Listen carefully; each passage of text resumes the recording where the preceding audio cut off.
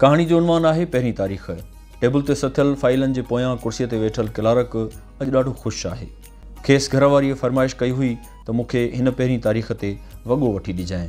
ॿारनि सां जाम कयो हुअईं त खेनि नवां यूनिफॉर्म वठी ॾींदो। नंढे पुट लाड कयो होसि त चाॿीअ वारी कार वठी ॾे। धीअ खे मथे ते चुमी ॾींदे चयो हुअईं हिन पहिरींअ ते तोखे नई चपल ज़रूरु वठी ॾींदुसि। क्लार्क महीने में सिर्फ़ु हिकु ॾींहं लाइ ख़ुशि थींदो आहे, बाक़ी ॾींहं परेशान रहंदो आहे। अॼु पहिरीं तारीख़ आहे। संदसि खीसे में पघार जा कड़क नोट पियल आहिनि। ऑफिस जो कमु पूरो करे चोथाई पने ते घर जे ख़र्च जो हिसाब करण लाइ वेठो आहे। अटो, चांवर, गिहु, लूणु, मिर्च, खंडु, डेश डेश डेश।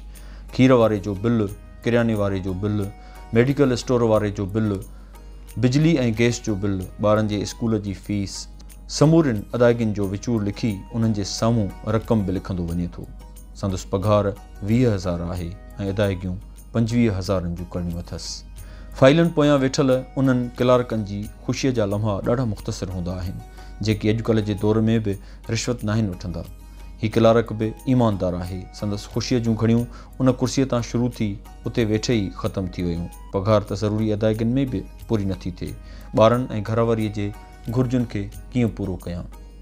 परेशानी, सोच, लुछ पुछ, आंध मांध। सोचे थो हाणे छा करियां?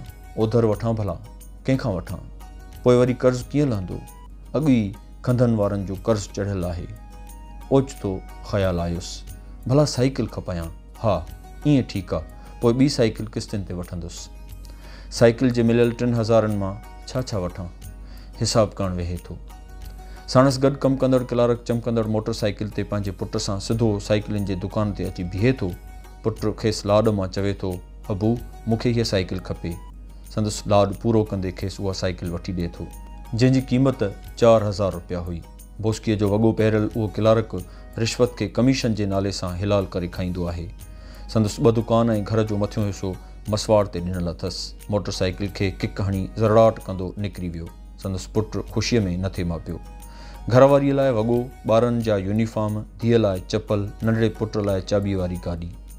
पहिरियों यूनिफॉर्म ख़रीद कयईं, काउंटर ते बिल अदायगी कयईं। टोटल 3,800 रुपया अदायगी करे शॉपिंग बैग खणी घर पहुतो। नंढे पुट जो क्रोध, धीअ जे अखियुनि में पाणी, ज़ाल जो मुंहुं ख़राबु, रुगो आसरा, दिलासा ऐं चूर चूर थी वियल ख़्वाब। क्लार्क जो उदास लहजो, ॿिए महीने जी पहिरीं तारीख़ वारी पघार ते तव्हां सभिनी खे सभु कुझु वठी ॾींदुसि।